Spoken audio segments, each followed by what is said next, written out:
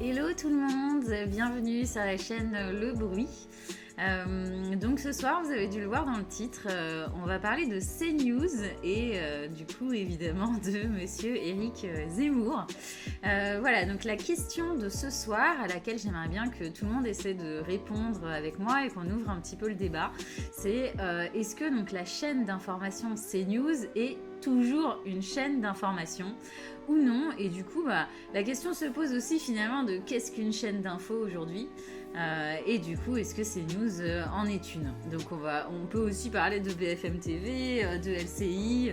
D'ailleurs, ce serait assez sympa de savoir quelle est la chaîne d'info que vous regardez, si vous en regardez une d'ailleurs.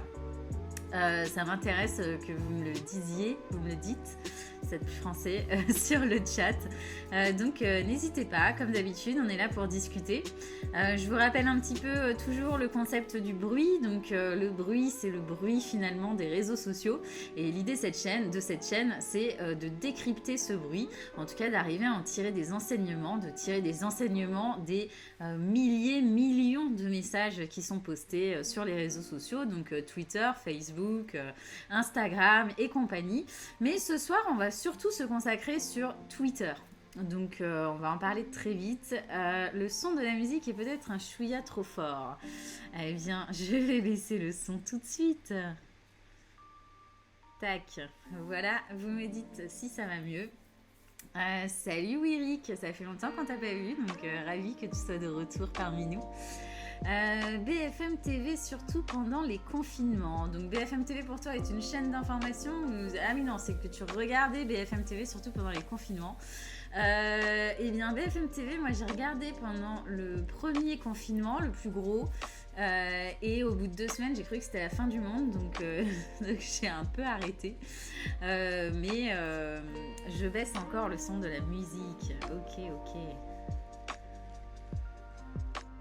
Voilà, je l'ai baissé beaucoup plus fort. Est-ce que ça va mieux, chef? Il va me répondre d'ici 10 secondes, on a un petit décalage. Donc voilà pour le programme de ce soir. J'espère que ça va vous plaire, que ça vous intéresse. Et il veut encore que je baisse le son ou que j'augmente celui-ci. Ah, c'est le son du micro que tu voulais que je baisse? Je pensais que c'était la musique. Ah oui. Non, d'accord. Ah, mais oui, parce qu'en fait, depuis tout à l'heure, c'est le micro que je baisse et pas la musique. Voilà, ça devrait être mieux cette fois. Ok, donc toi CNews et Pascal Pro, apparemment c'est pas ta cam. Bon bah justement on va parler de CNews, mais on va pas tellement parler de Pascal Pro ce soir. On va surtout parler de Morandini. Donc est-ce que vous connaissez déjà Jean-Marc Morandini? Je suis curieuse de savoir, donc vous pouvez me dire oui, non sur le chat. Je vois que vous êtes 4 personnes pour l'instant, j'espère plus d'ici quelques minutes. Mais voilà, donc n'hésitez pas à participer, hein, comme d'habitude, l'idée c'est d'être assez interactif. Oui, Rick a bien compris le concept, donc c'est cool. Salut Oran, ravi de te revoir. Idem. Est-ce que vous connaissez Morandini? Donc oui pour Oran. Alors Jean-Marc Morandini présente une émission sur CNews tous les matins. En tout cas tous les matins du lundi au vendredi, qui s'appelle Morandini Live.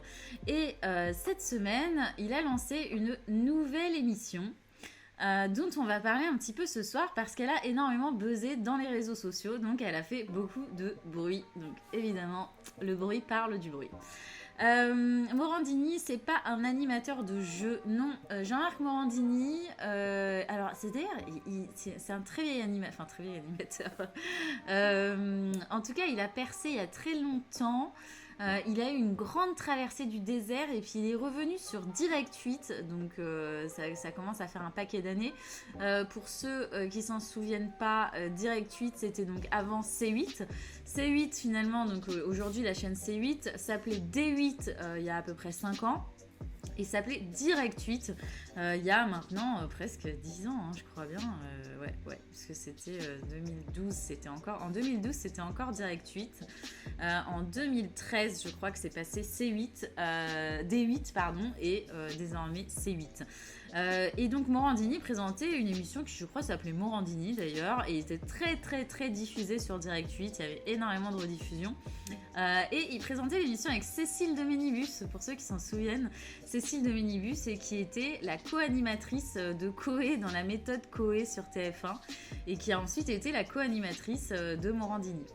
Donc voilà, ça c'était un peu sa carrière Direct 8. Oui voilà, et donc sur TF1 c'était Tout est possible. Mais derrière il avait fait une traversée du désert. Il est revenu sur le devant de la scène, donc à Direct 8, dont le patron était Vincent Bolloré.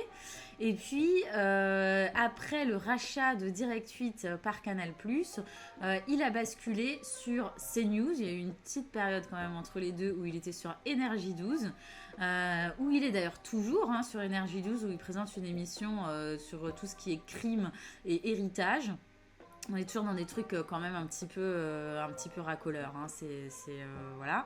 D'ailleurs, on disait toujours que Morandini c'était du clash et du buzz. Donc voilà, on est un peu sur ce type de personnage et ce type d'émission.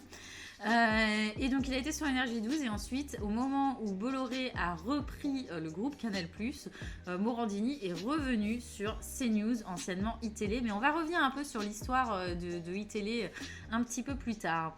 Mais que devient-elle? Cécile de Minibus, oui, Oran, t'as raison, elle fait de la radio, elle est sur Sud Radio si je ne me trompe pas.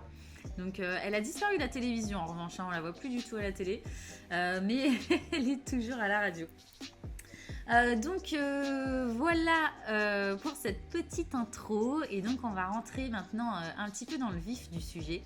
Je vais vous montrer ce que j'ai préparé et donc voilà, comme d'habitude on regarde un petit peu les candidats qui ont été le plus discutés dans la semaine. Donc là j'ai mis les trois plus gros, Zemmour, Macron et Mélenchon, et on voit bien ici que Éric Zemmour est encore une fois le premier des candidats à la présidentielle, enfin presque candidat, on n'est toujours pas sur un candidat officiel, à faire le plus de bruit dans les réseaux. Donc, attendez, j'ai un petit bug ici. Tac, voilà. À faire le plus de bruit dans les réseaux et je sais pas si je l'ai bien enlevé, c'est bon, tout va bien. À faire le plus de bruit dans les réseaux et vous voyez qu'on a un grand pic au niveau du 25 octobre. Donc on revient quand même un peu sur les chiffres, on est quand même à plus d'1 million de posts pour Éric Zemmour à partir du 18 octobre jusqu'à aujourd'hui, donc un petit peu plus d'une semaine. C'est depuis lundi dernier, c'est quand même colossal. Ensuite, on a Emmanuel Macron qui est discuté donc à la fois en tant que président de la République et en tant qu'évidemment futur candidat à la présidentielle. Donc, il fait un score qui est quand même assez relativement normal. Ce qui est pas normal, c'est le score de Zemmour qui est pas encore candidat et qui fait plus d'1 million de postes. Et puis ensuite, on a le score de Mélenchon qui fait quand même toujours partie des candidats les plus discutés, mais qui arrive en 3e position, loin derrière Éric Zemmour, qui a profité donc d'un gros buzz le 25. Donc le 25, c'était lundi. Et c'était grâce à une émission de Jean-Marc Morandini dont on va parler tout de suite. Donc on est resté sur Cécile de Minibus sur le chat. Oui, Eric qui nous dit trop âgé pour la télé. C'est vrai que la télé n'aime pas trop les personnes âgées, mais Cécile de Minibus est encore quand même plutôt très bien conservée. Je pense surtout que peut-être qu'elle préfère la radio aujourd'hui. La radio c'est quand même un média qui est aussi très agréable et peut-être un peu moins violent pour une personnalité publique, parce que Cécile de Minibus, elle s'est pris quand même des sacrées rafales dans les réseaux sociaux quand elle était à la télévision. Elle s'en est pris aussi quelques-unes depuis qu'elle est à la radio, parce qu'elle a participé à 2-3 polémiques.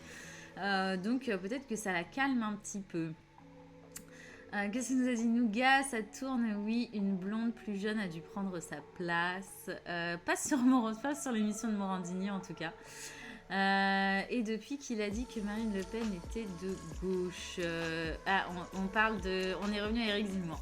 Alors justement, on va reparler d'Éric Zemmour. Donc pourquoi Éric Zemmour a fait le buzz le 25? C'est parce qu'il a participé à une nouvelle émission qui a été lancée donc lundi matin à 10h30. Alors d'ailleurs, ils ont été un petit peu en retard, ils n'ont pas vraiment commencé à 10h30, mais à 10h47. Mais en tout cas, le créneau de l'émission est 10h30 midi.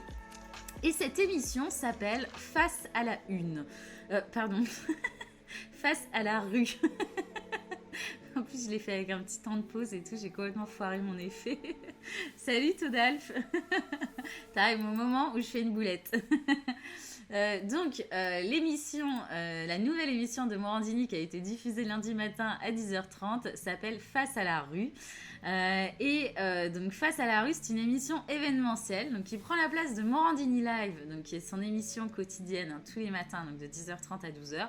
Et puis, de façon événementielle, il va plutôt présenter Face à la rue à la place. Lundi matin, c'était avec Éric Zemmour et la prochaine, je crois, sera avec Jean-Luc Mélenchon d'ici quelques semaines.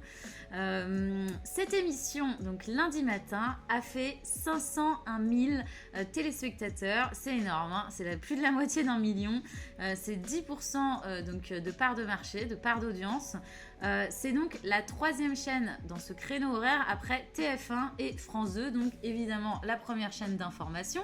Mais on va revenir sur ce débat. Est-ce que CNews est toujours une chaîne d'information ? J'attends votre avis tout au long du live. Vous pouvez débattre d'ailleurs de cette question. Est-ce que CNews est une chaîne d'information d'après vous ? Et finalement, qu'est-ce qu'une chaîne d'information ? Donc, en tout cas, 501 000 téléspectateurs, c'est énorme. En général, l'émission Morandini Live est plutôt, quand elle fait un bon score, dans les 200 000, 250 000. À ce moment-là, on a Morandini qui nous envoie des pushs grâce à son application pour nous dire qu'il a fait des records d'audience, etc. Donc là, 500 000, c'était inespéré. Le dernier record de Morandini sur CNews, je me le suis noté, c'était 490 000 téléspectateurs et c'était le 25 mars 2020, donc au tout début du Covid. Ouais, c'est quand même assez impressionnant. Alors, qu'est-ce que vous me dites ? C'est quand votre prochaine émission ce vendredi sur le cancer. Ah oui, Todalf, on sera là. Vendredi, on regarde ça. Ah non, je serai au théâtre, mince. Je regarderai le replay.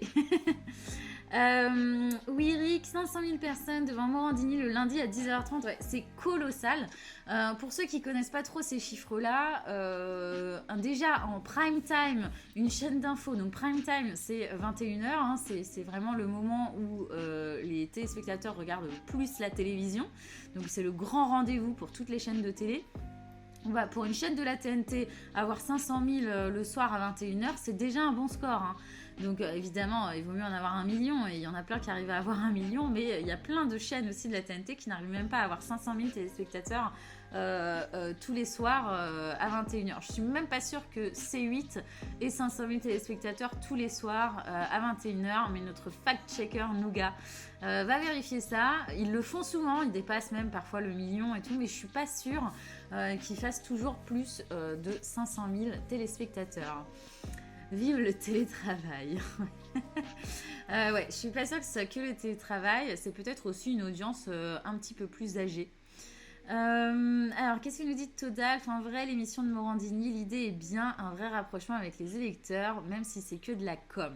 Alors ouais, justement, la polémique est un peu celle-ci, hein, c'est est-ce que cette émission est de la com, ou est-ce que les candidats vont vraiment partir à la rencontre des Français, parce que donc c'est ça le concept, face à la rue. C'est donc Jean-Marc Morandini qui se balade dans la rue avec un candidat, donc là en l'occurrence c'était Éric Zemmour, presque candidat, pas encore candidat non déclaré, on va dire, et qui rencontre donc plusieurs personnes dans la rue avec qui il va discuter et peut-être, a priori, exposer ses idées politiques et nous expliquer un petit peu plus sa vision de la France.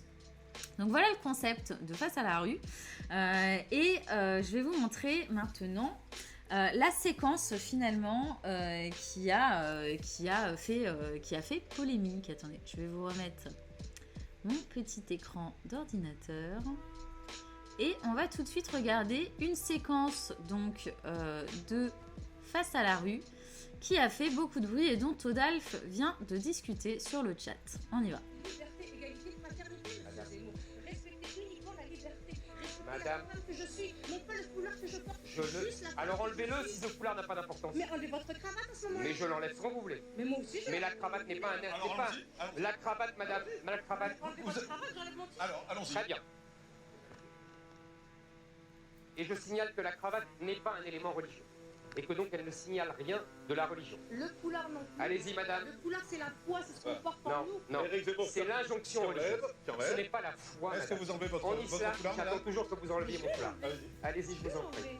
Et vous allez me respecter pour autant? Mais bien sûr, D'accord. Donc, tissu ou pas tissu, c'est le respect qu'on mais cherche. c'est une On est évidence. d'accord. On est d'accord. La liberté. Non, vous Donc, n'êtes, je madame, choisis de il le y a- porter, je choisis de le c'est retirer. faux, madame. Donc, on va rien m'imposer. Madame, que ce soit vous Mais vous savez- non, mais ou quelqu'un d'autre. laissons-la retirer. Laissons-la retirer. Je vous en prie. Son foulard. Personne ne m'imposera quoi Je que ce vous soit. en prie, mais je Je vous en... décide. Il Allez-y. faut bien l'entendre. Hein. et vous décidez. Je décide de l'enlever. Et vous décidez d'enlever. Voyez. Voilà. Très bien. Voilà.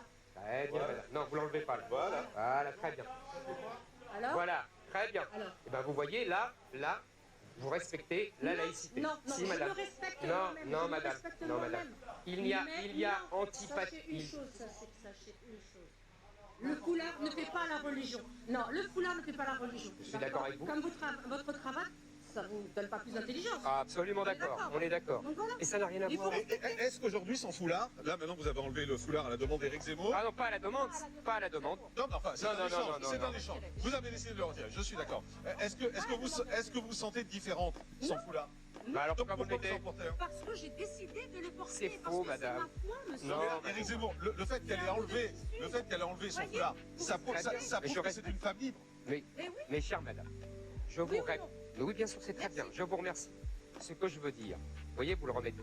Bien Je vais sûr. remettre la cravate ici. Mais je vous en prie. Moi, je vous répète, ce n'est pas un signe religieux. Ce n'est pas un signe religieux. Non. Même le foulard. Si. Non. Bah, alors pourquoi vous le mettez alors? Vous me voyez. Puisque vous dites que c'est la Vous avez foi. juste vu la Madame, Vous avez juste vu mes cheveux êtes- en plus. vous êtes- Sinon, c'est la même Madame, personne vous que vous avez en face de contredisez. vous, monsieur Vous Zemmour. vous contredisez. Vous avez la même personne Madame, en face de vous. vous vous Vous contredisez. avez vu, je n'ai pas Attendez. Si vous ne laissez pas parler, on ne peut pas discuter. Voilà pour cette séquence qui a été diffusée pendant cette émission Face à la rue lundi matin aux alentours de 10h30, en tout cas entre 10h30 et midi sur CNews. Donc je veux bien votre avis sur cette séquence qui a fait énormément de bruit dans les réseaux et on va revenir d'ailleurs, je vais vous quantifier un petit peu ce bruit-là. Oui, donc je suis désolée si la vidéo lag un petit peu et on va encore baisser le son de la musique que moi-même je trouve un peu fort là dans mes oreilles.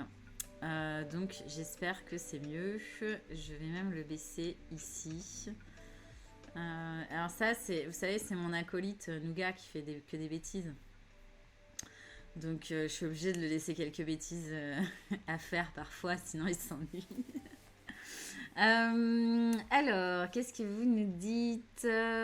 Donc, Toudalf, et puis lui qui est si ancré dans la culture historique de la France et religieuse chrétienne porte aussi le voile. C'est tout à fait vrai. Alors, est-ce que cette séquence vous a choqué finalement? Est-ce que cette séquence vous choque? Et qu'est-ce qui vous choque le plus finalement dans cette séquence? Est-ce que c'est le fait que cette femme enlève le voile? Est-ce que c'est le fait que Éric Zemmour lui demande à demi-mot, ou en tout cas joue ce jeu de j'enlève ma cravate, tu enlèves ton voile? Ou est-ce que c'est Jean-Marc Morandini qui quand même là est un peu comme...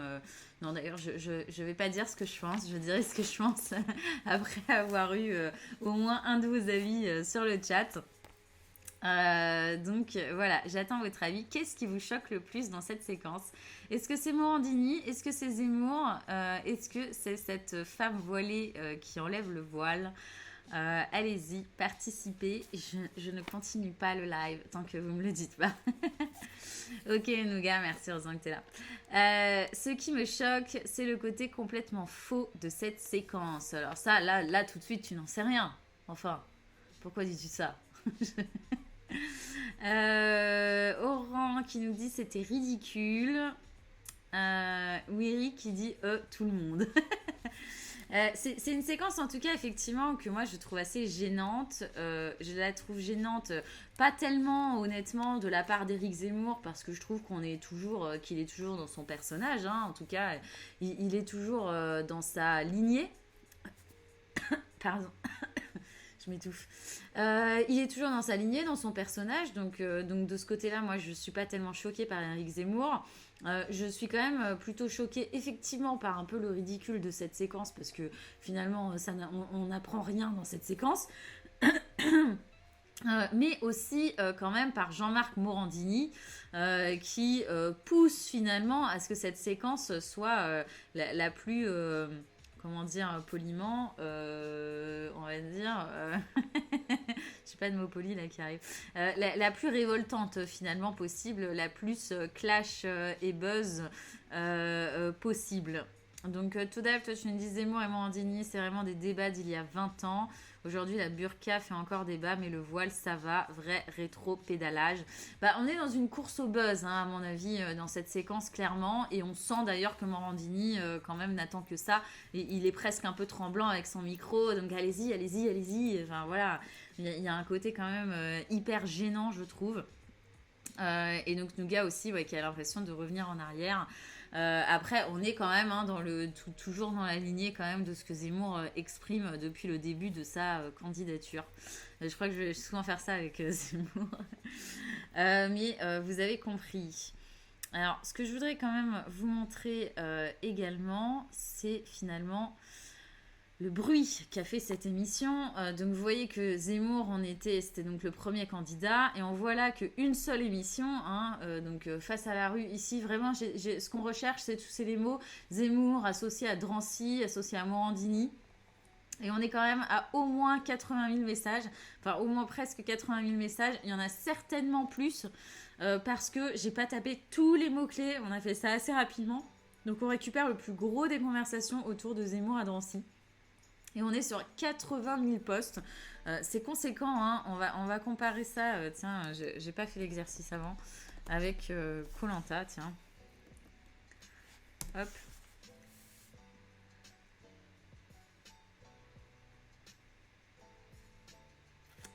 Voilà, hein, c'est quand même Koh-Lanta, on est à 88 000, donc c'est au-dessus. Koh-Lanta, c'est quand même une émission diffusée en prime time sur TF1. Et on fait quasiment le même chiffre que Face à la rue. Alors vous voyez, Face à la rue, le pic est différent. C'est-à-dire que Koh-Lanta, on en a parlé juste pendant l'émission. Le pic est délirant, c'est-à-dire que tout le monde en parle exactement au même moment, et alors que Face à la rue, finalement, on en a parlé évidemment au moment où ça a été diffusé, qui est là, hein. Là on est vraiment sur le matin, voilà, ça commence finalement à parler, et puis c'est ensuite que la polémique s'est créée et qu'on en a de plus en plus parlé. On en parle encore dans les réseaux aujourd'hui, et c'est pour ça d'ailleurs que c'est le thème de notre émission de ce soir, de notre live de ce soir, parce qu'un hashtag lié à cette émission était encore en TT aujourd'hui, deuxième hashtag le plus tendance sur Twitter aujourd'hui. Donc on va revenir sur la polémique justement un petit peu fake. Je vois que certains ont déjà suivi. Salut Jérémy, bah écoute, c'est toujours cool de nous envoyer du love, hein. T'as le droit de rester si tu veux. Et donc on va revenir sur l'aspect justement un peu fake, hein, qui fait partie d'ailleurs de la polémique. Je vais vous montrer ça tout de suite. D'abord avec un tweet qui a énormément buzzé. Et qui a fait donc beaucoup de bruit autour de cette émission, parce que donc la polémique aussi elle a été créée. Pourquoi ? Parce que donc CNews a posté un tweet dans lequel ils surenchérissent sur cette séquence qui donc est quand même assez spectaculaire, on va dire. Donc CNews qui a tweeté: lors d'un échange sur le port du voile avec Éric Zemmour, une femme musulmane lui propose: enlevez votre cravate, j'enlève mon tissu. Tweet qui a été supprimé, donc ça, il n'y a rien de mieux finalement pour encore alimenter une polémique, donc je voulais vous le montrer. Alors, le compte Conflit France dit qu'on ne sait pas si c'est Twitter ou si c'est CNews qui a supprimé ce tweet. Je vois pas bien pourquoi Twitter enlèverait ce tweet. Donc, a priori, c'est quand même CNews qui a voulu un petit peu se protéger de cette polémique.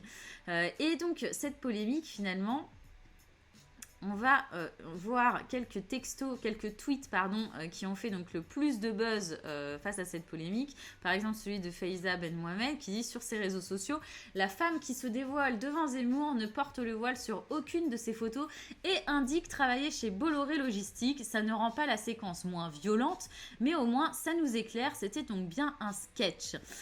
Donc justement, ça répond un petit peu à ce que disait Todalf, à ce que disait aussi un peu Nougat sur l'aspect fake. Effectivement, pourquoi la séquence a fait polémique? Donc, d'abord parce que oui, elle est quand même violente à regarder.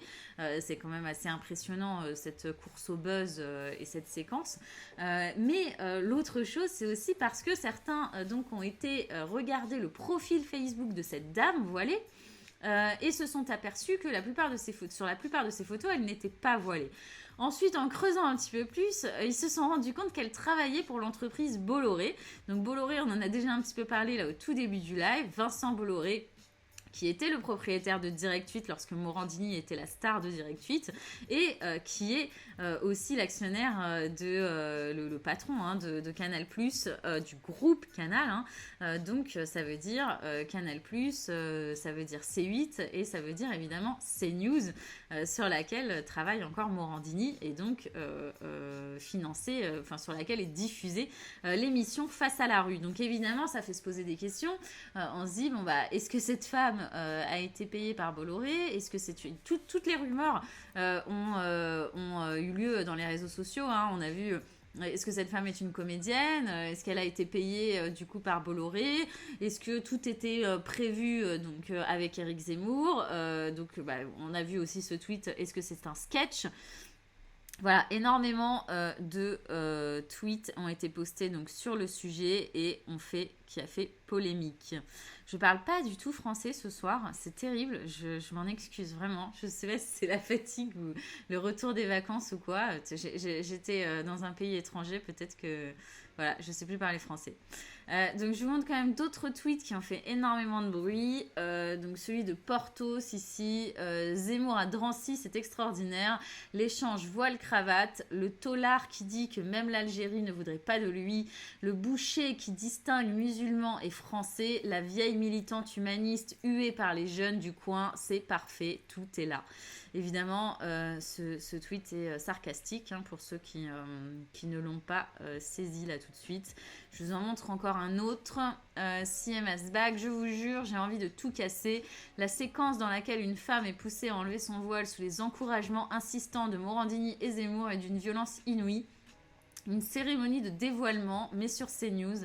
L'esprit colonial toujours. Et un dernier, ça ce sont vraiment les tweets qui ont eu le plus d'engagement dans les réseaux sociaux. Donc l'engagement, je le rappelle, ce sont justement les retweets, les tweets cités et les j'aime. Et donc celui-ci, ça sonne chez moi, j'ouvre, j'hallucine, c'est Éric Zemmour et Morandini. Il me demande si demain, contre 500 €, je veux bien jouer le rôle d'un islamiste en route pour se faire exploser au marché de Bobigny. Et Zemmour m'en empêcherait avec une prise de karaté. J'hésite. Bon, évidemment, ce tweet est humoristique, mais dénonce encore une fois le caractère peut-être un peu fake de cette séquence. Donc, je vois un petit peu ce que vous dites sur le chat. Attention, si tu dis 3 fois Bolloré d'affilée, une catastrophe, tu auras 200 pandas en Asie. Ok, Nougat, le meilleur sur les bêtises. Oui, Rick, super, encore une fois, on se moque de nous. Alors attention, donc du coup, quand même, pour creuser un petit peu, donc cette femme a été invitée ensuite sur TPMP, qui est devenue quand même spécialiste de ce genre de choses, de récupérer les buzz dans les réseaux sociaux et puis d'inviter la personne qui fait ce buzz dans son émission. On l'avait vu par exemple avec le jeune Yuri qui s'était fait agresser. On l'a vu avec Loana qui avait aussi buzzé dans les réseaux sociaux avec ses échanges dans lesquels elle avait l'air un petit peu droguée. Et alors dans l'émission de Morandini, donc cette femme a avoué avoir travaillé effectivement pour Bolloré, mais ne travaillerait plus pour Bolloré depuis 2017. Mais surtout ce qu'elle avoue finalement, et c'est ça je pense le plus important, c'est que donc elle a été contactée quand même par la production donc de l'émission Face à la rue. Elle habite pas vraiment à Drancy, c'est-à-dire qu'ils l'ont pas croisée comme ça par hasard. Non, elle a été contactée par la boîte de production. Le rendez-vous a été donné à telle heure, telle rue, à tel endroit. Et donc elle savait qu'elle allait rencontrer Éric Zemmour et qu'elle allait discuter avec Éric Zemmour. Donc, est-ce que c'est fake ? Là, je vous pose la question. Est-ce que d'après vous, du coup, ça reste fake ? Donc, on oublie le fait qu'elle aurait peut-être été payée par Bolloré. On va dire que non. Voilà, là, on va présumer que non. Elle a dit que non, donc on va présumer que non. Mais en revanche, elle avoue clairement que c'est préparé, donc quand même légèrement scénarisé par la production. Donc, je veux bien votre avis. Est-ce que du coup pour vous cette séquence est entièrement fake ? Est-ce que cette émission du coup est entièrement fake à partir du moment où les interlocuteurs du politique ont été castés ?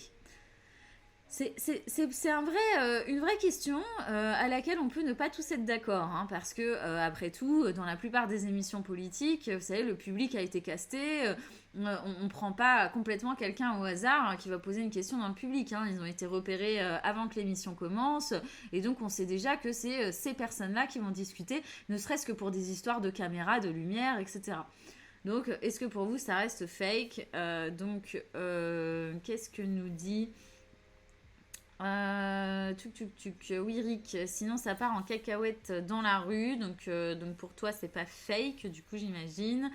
Nougat, mais sur le coup je pense que c'est uniquement la prod. Oran, évidemment. Todalf, pas l'émission mais la séquence, oui, tu peux pas faker tout Drancy. Ouais, c'est clair. Néanmoins, je sais pas si c'est finalement plus fake qu'une autre émission. C'est pas pour défendre Morandini parce que très honnêtement, j'aime pas beaucoup ce qu'il fait. J'aime pas beaucoup le fait que ces personnes-là soient castées. Mais je me demande très honnêtement si c'est pas indispensable en fait pour le bon déroulement de l'émission. Alors après, est-ce que ce qu'il faudrait savoir en fait ensuite, c'est est-ce que du coup cette femme savait déjà de quel sujet elle allait aborder avec Zemmour, si finalement ce coup de cravate voile c'était déjà un petit peu prévu, si la production lui a dit ce serait génial, on sait que vous portez pas tout le temps votre voile, ce serait génial si vous l'enlevez pendant l'émission. Voilà, le problème c'est que de savoir que cette dame a été castée nous donne l'impression que tout le reste peut être fake. Donc après, à partir de là, d'après moi, c'est une mauvaise idée de caster. Zemmour n'était pas 1 contre 10, il a une armée avec lui, oui. Je suis désolée, je m'étouffe ce soir, c'est horrible.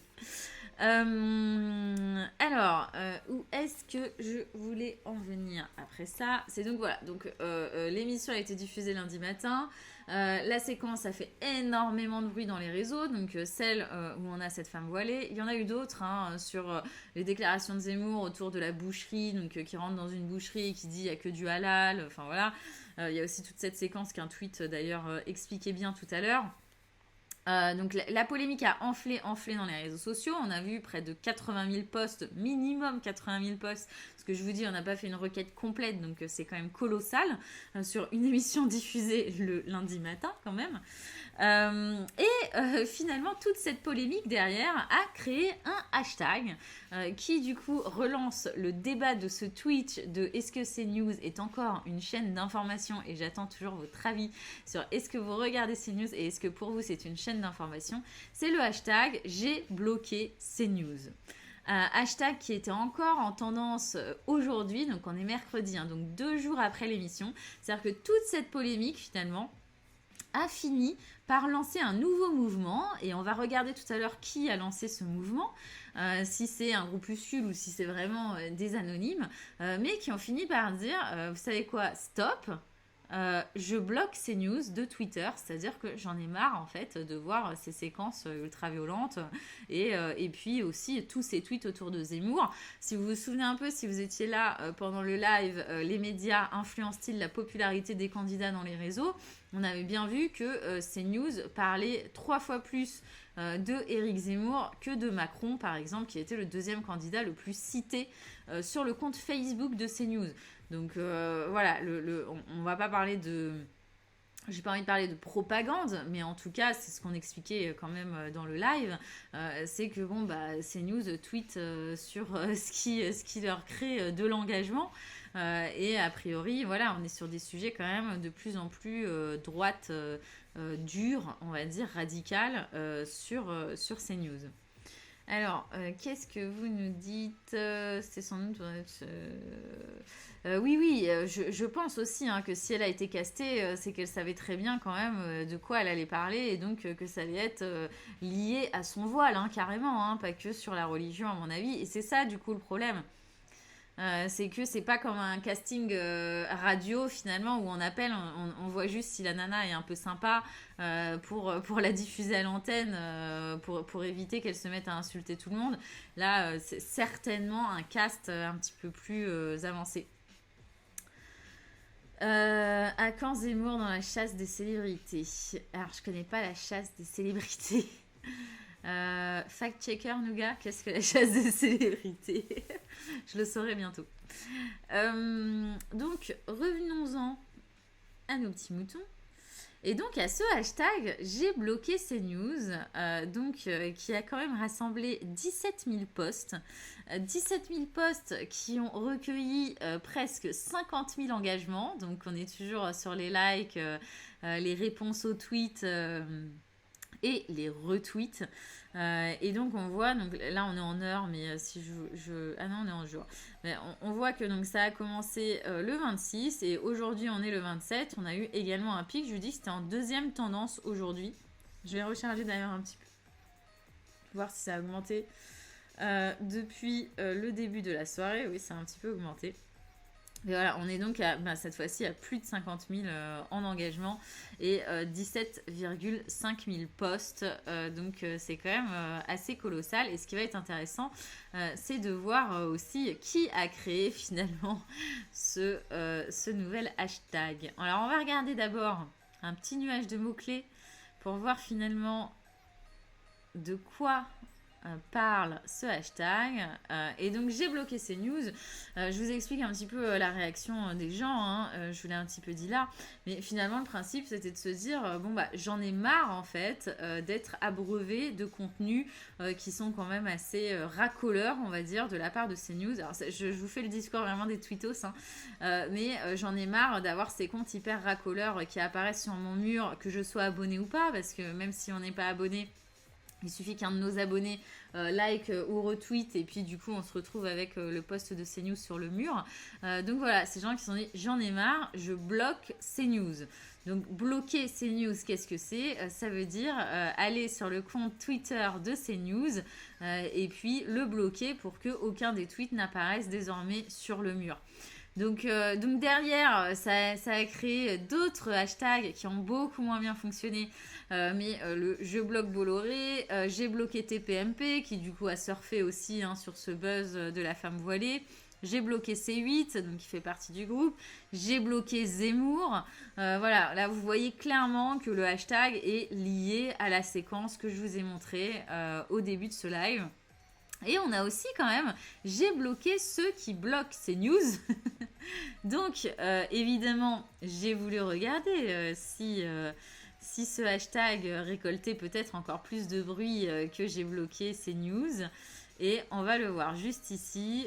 Non. Donc, attendez, je recharge quand même à nouveau. On ne sait jamais si les choses ont changé. Mais voilà, on est toujours sur nos 17,5 000 posts de j'ai bloqué ces news et puis on est sur 552 posts j'ai bloqué ceux qui bloquent ces news. Donc c'est vraiment une goutte d'eau dans l'océan et du coup en termes d'engagement on est sur 6. Bon, voilà. C'est presque un petit peu ridicule.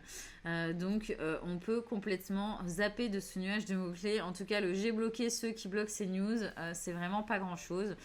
Et j'ai regardé le j'ai bloqué Bolloré, qui comptait à peu près 1000 posts. Donc c'est quand même pas considérable. C'est finalement les gens qui voilà, ont créé d'autres hashtags qui mettent à la suite pour exprimer encore plus leur idée.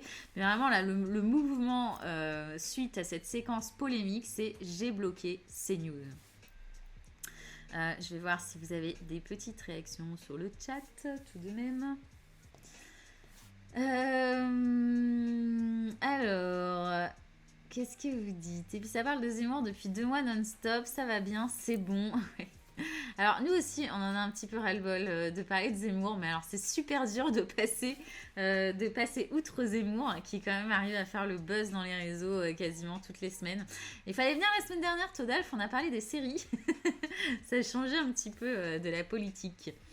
Marre de parler de Zemmour tout le temps, ça c'est une gars. Comment il va Jean Lassalle? Alors justement, Peut-être pas Jean Lassalle. Alors, Jean Lassalle, pas tout de suite. Mais la semaine prochaine, j'aimerais bien. J'espère que ce sera la semaine prochaine. Ou sinon, ce sera juste celle d'après. On va faire un petit focus sur des candidats un peu plus petits.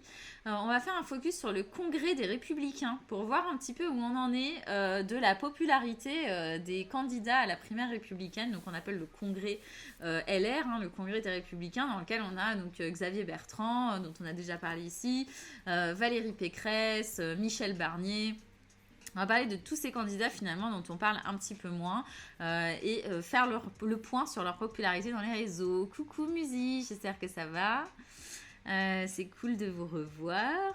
Oui, Rick, imagine quand il sera candidat. Alors, peut-être que la sauce va retomber quand il sera candidat, Zemmour. Hein. Peut-être que... Je crois pas à ce que je dis là. Non, je crois pas. En tout cas, peut-être... non, j'y crois plus. Je l'ai dit, hein, je crois il y a 3 lives, je pensais encore à ça. Mais là, c'est devenu... On sait déjà tellement qu'il est candidat que non, à mon avis, la sauce va pas retomber une fois qu'il sera candidat. Juste le temps de parole qui va quand même être... mais qu'il est déjà d'ailleurs, hein, le temps de parole de Zemmour est déjà décompté. C'est pour ça d'ailleurs que son émission de CNews s'est arrêtée. Donc non, en fait, on en parlera toujours autant. Il attend tellement qu'on parle plus de lui qu'il lâche l'info, c'est sûr. Infides-en sur ta chaîne. Ouais, mais on va essayer. Je vais essayer, tiens, c'est une bonne idée. Faudrait qu'on ait peut-être au moins nos 50 followers. Il ne reste plus qu'une place. Le 50e followers, il ne reste pas plus qu'une place, hein, on peut monter au-dessus des 50. Mais le 50e followers, on va vraiment le célébrer avec panache. Voilà, donc on l'attend avec impatience. Si l'un d'entre vous ici n'est toujours pas abonné à notre chaîne, allez-y, c'est le moment. Il y aura une petite sonnerie et tout, on va danser, enfin ça va être la folie quoi, champagne, tout ça.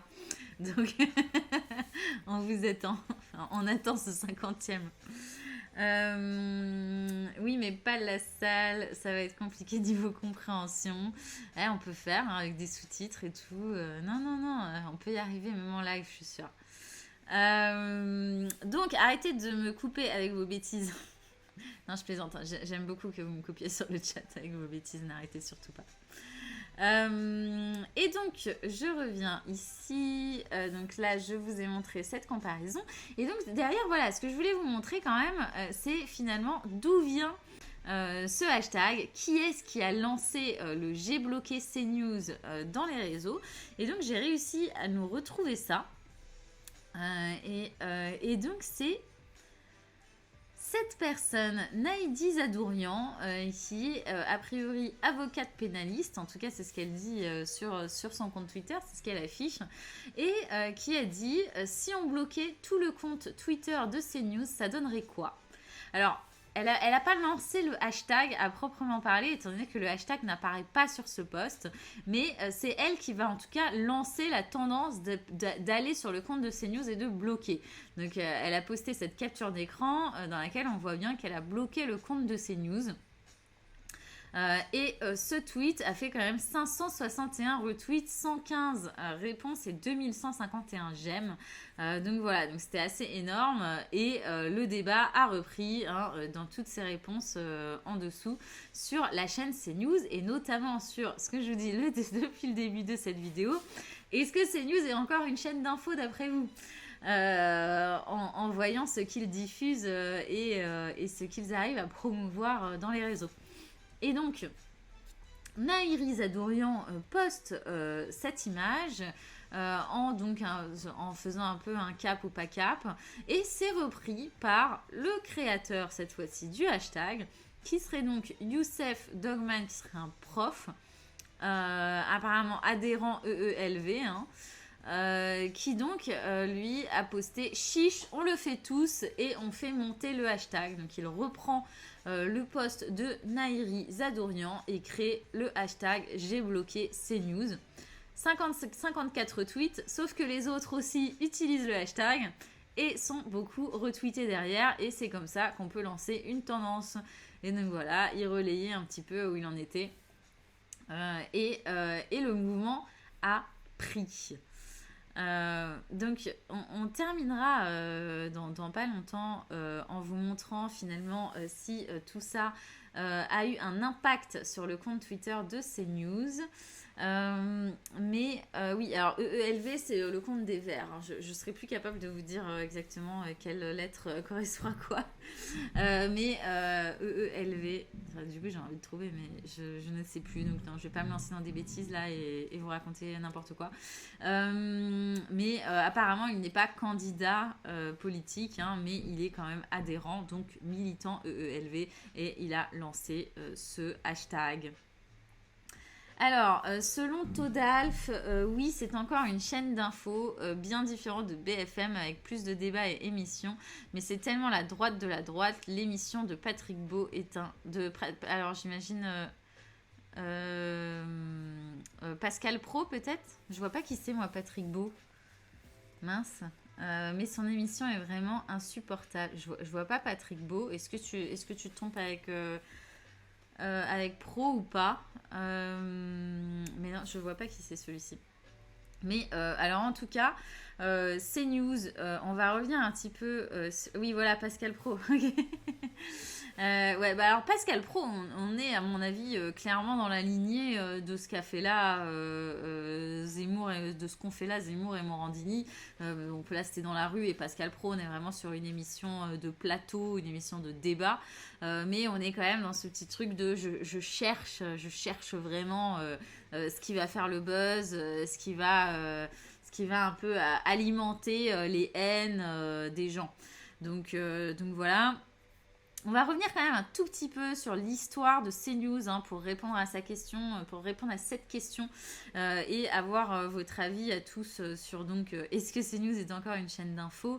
C'est que CNews finalement, pour ceux qui n'ont pas forcément suivi l'historique, avant c'était iTélé, et d'ailleurs je vais vous montrer le petit logo et je crois que j'ai oublié de le préparer, donc hop, on va aller le regarder là. Mais c'était iTélé, donc chaîne d'information du groupe Canal+. Et iTélé, voilà. Souvent, on s'en souvient un petit peu mieux une fois qu'on voit l'image. Ça, c'est le plus vieux, là, en bleu. C'est leur plus vieux logo. Tiens, je vais l'ouvrir en gros, ce sera peut-être mieux. Tuc. Ok. Je comprends jamais rien à ce truc Google Lens. Si un jour quelqu'un veut me donner des cours... Du coup, j'ai tout cassé.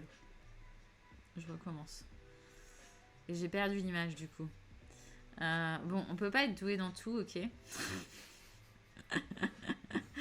Ah, mais non, elle est là. Vous m'aidez pas, hein.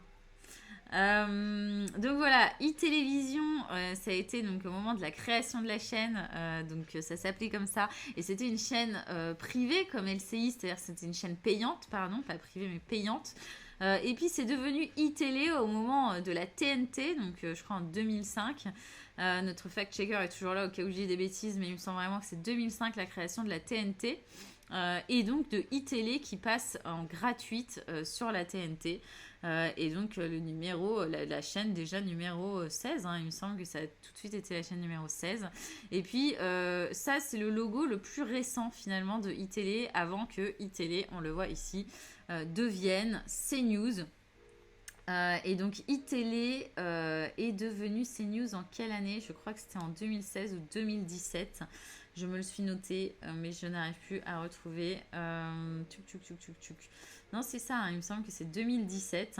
Alors, qu'est-ce qui s'est passé quand même sur CNews pour ceux qui ne se souviennent pas de toute cette polémique, qui n'ont pas forcément l'historique de la chaîne. Donc, iTélé était une chaîne d'infos qui ne s'apparentait pas tellement, en tout cas, qui n'avait pas tellement de couleurs politiques. Vous me dites si vous n'êtes pas d'accord avec moi, hein, mais moi, l'image que j'en avais, en tout cas, c'est que c'était une chaîne d'infos sans forcément couleur politique. En revanche, qui était très... esprit canal, très lissé, quoi. C'est-à-dire que on reprochait toujours que les présentateurs soient un peu trop jolis, un peu trop Ken, Barbie, très lisses, très blancs, enfin voilà. On était plus dans ce côté-là avec iTélé. Et puis au moment où Bolloré a récupéré le groupe Canal+, et donc iTélé il a décidé donc que D8 deviendrait C8 et il a décidé que iTélé deviendrait CNews. Et je ne sais pas si vous vous souvenez, mais déjà l'arrivée en fait de Bolloré à la tête de Canal et donc de iTélé avait créé une polémique incroyable. C'est-à-dire que les journalistes avaient râlé parce que du coup ils considéraient perdre leur objectivité journalistique. Ils avaient peur d'un droit de censure parce que à la direction donc de encore iTélé à ce moment-là. On a eu Serge Nedjar qui a été promu et Guillaume Zeller. La presse les a tués. Il y a eu énormément de presse qui a été extrêmement critique envers ces deux personnes pour ou leur penchant politique un peu d'extrême droite ou leur lien très très proche avec Bolloré et donc les supposées censures qu'ils auraient déjà pu faire dans le passé et donc qu'ils allaient réitérer sur iTélé. Il y a eu motion de défiance de la part des journalistes, hein. Donc c'est-à-dire que les syndicats se sont mêlés. Ça a été quand même, ça a été un sacré raz-de-marée, hein. C'était aux informations à peu près tous les jours sur les télés, peut-être pas sur les télés, parce que du coup ils ont tous été en grève. Et alors je sais plus si j'ai noté ça, ouais. 31 jours de grève, c'est énorme, c'était un record pour les médias depuis, je crois, 1968. Tu me dis, Nougat, si je dis des bêtises, j'ai pas vérifié tes fact-checking là. Est-ce que j'ai dit beaucoup de bêtises depuis tout à l'heure? Je ne crois pas. Bonne soirée, Wirik. Non, hein, tu m'as pas repris, je crois, donc ok, tout va bien. Mais c'était voilà un gros record au niveau de jours de grève, donc 31 jours de grève, qui donc à la fois la tension en fait était montée quand Bolloré avait repris donc le groupe Canal et donc iTélé, et puis ce qui a en fait jeté vraiment la poudre au feu. Je dis n'importe quoi ce soir. C'est pas la poudre au feu. Pardon. C'est de l'eau sur le feu. Pardon.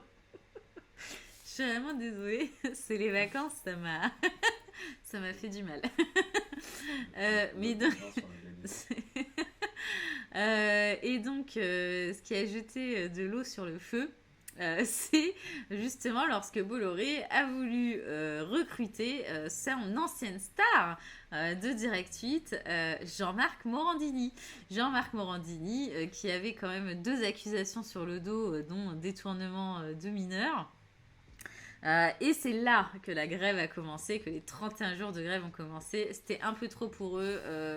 Guillaume Zeller, Serge Nedjar, plus Jean-Marc Morandini, qui était donc doublement accusé, qui rejoignent donc leur chaîne d'infos.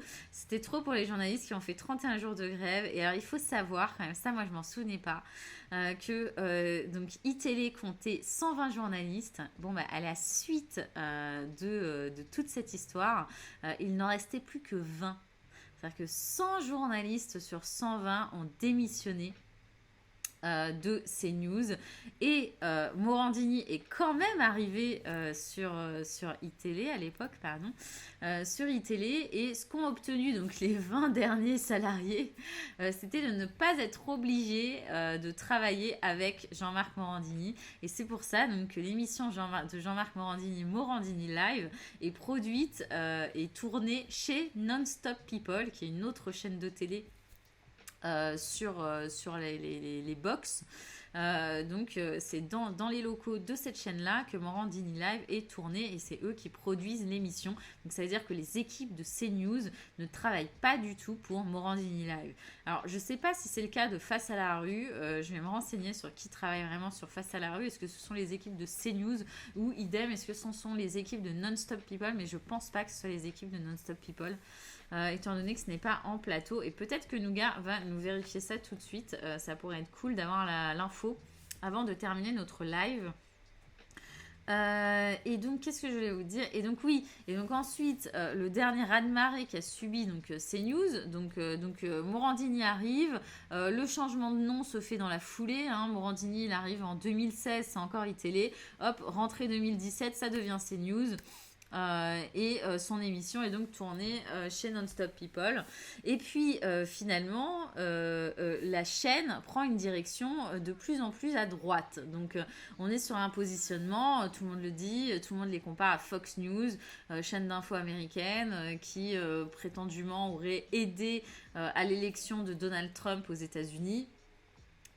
Et donc CNews serait plutôt dans cette lignée-là, c'est-à-dire d'aller plus à droite, là où les chaînes d'infos n'allaient pas, en tout cas de façon très directe, et de récupérer un électorat qui jusqu'ici ne se sentait pas représenté par les chaînes d'information.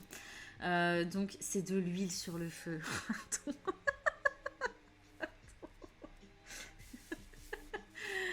C'est de l'huile sur le feu. Ça va rester ça. Hein. Je sens qu'on va désactiver le replay de ce live. Donc oui, voilà, c'est Morandini qui a mis le recrutement de Morandini a mis l'huile sur le feu et tout s'est embrasé. Et j'arrête avec cette métaphore.